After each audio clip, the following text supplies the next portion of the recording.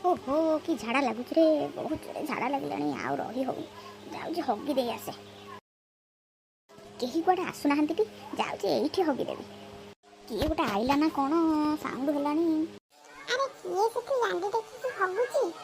ହାଁ କିରେ ଡୁଡୁଲୁ, ତୁ ହଗୁଛୁ ଏମିତି ରାସ୍ତାରେ ରାଣ୍ଡି ଦେଖିକି? ଛି ଛି ଛି।